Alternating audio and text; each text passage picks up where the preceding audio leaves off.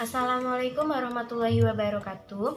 Saya Anissa Novianti dari Bimbingan dan Konseling Islam 5A dengan NIM 1811320004 dalam mata kuliah Psikoterapi Islam.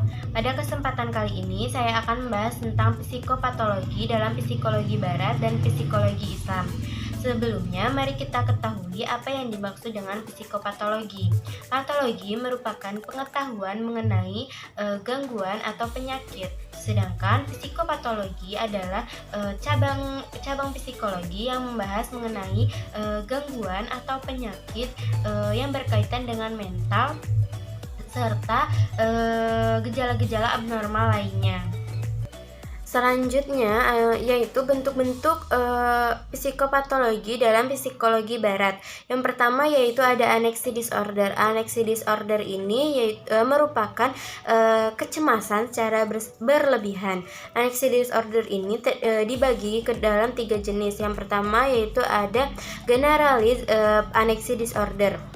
Generalized anxiety disorder ini merupakan kecemasan secara berlebihan terhadap sesuatu yang telah terjadi atau yang telah berlalu. Yang kedua yaitu ada panic disorder. Panic disorder ini merupakan kecemasan yang berlebihan secara tiba-tiba, yang datang secara tiba-tiba dengan ciri-ciri sakit dada, detak jantung yang tidak beraturan dan mudah berkeringat. Yang ketiga ada obsessive compulsive disorder. Obsesif yaitu pikiran yang terjadi secara berulang-ulang yang dapat mengganggu seseorang, sedangkan kompulsif yaitu seseorang merasa dituntut atau dipaksa untuk melakukan sesuatu. Jadi, obsessive compulsive disorder ini merupakan gangguan yang tidak terkontrol dari pikiran seseorang yang menuntut atau memaksa seseorang untuk mewujudkannya dalam bentuk perilaku atau tingkah laku tanpa disertai dengan perasaan atau kesadaran.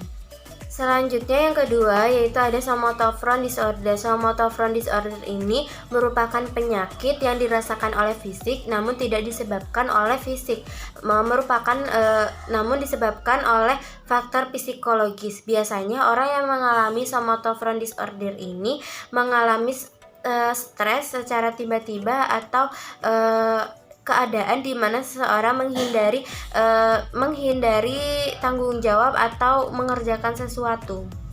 Yang ketiga yaitu ada dissociative disorder. Dissociative disorder ini merupakan penyakit di mana seseorang mengalami kehilangan kontak dengan kesadaran atau ingatannya yang disebabkan oleh sense of identity atau kejelasan identitasnya. Ada mood disorder. Mood disorder ini merupakan salah satu istilah dalam psikologi di mana seseorang ini mengalami perubahan mood atau suasana hati yang kacau atau tidak sehat. Yang kelima yaitu ada homoseksualitas. Homoseksualitas ini adalah rasa ketertarikan terhadap sesama jenis atau gender, seperti seorang perempuan memiliki rasa ketertarikan terhadap sesama perempuan. Selanjutnya ada bentuk-bentuk psikopatologi dalam psikologi Islam. Yang pertama yaitu ada mental. Mental yaitu sesuatu yang berhubungan dengan akal, pikiran, atau ingatan. Jadi seseorang yang mengalami psikopatologi dalam bidang mental ini seperti picik, mudah lupa, sulit berkonsentrasi, dan masih banyak lagi. Sehubungan dengan penyimpangan ini, Allah Subhanahu wa taala berfirman dalam surat Al-Baqarah ayat 42, dan janganlah kamu campur adukan yang hak dan yang batil, dan janganlah kamu sembunyikan yang hak sedangkan kamu mengetahuinya. Surat Al-Baqarah ayat 42. Yang kedua yaitu spiritual, seperti fasik, nifak, kufur, lemah keyakinan, dan mengingkarkan Allah. Sehubungan dengan penyimpangan ini, Allah Subhanahu wa taala berfirman dalam surat At-Taubah ayat 67, yang artinya orang-orang munafik laki-laki dan perempuan, sebagian dan sebagian yang lainnya adalah sama. Mereka menyerukan perbuatan mungkar dan melarang perbuatan ma'ruf. Mereka menggenggamkan tangannya dan mereka melupakan Allah, maka Allah pun akan melupakan mereka.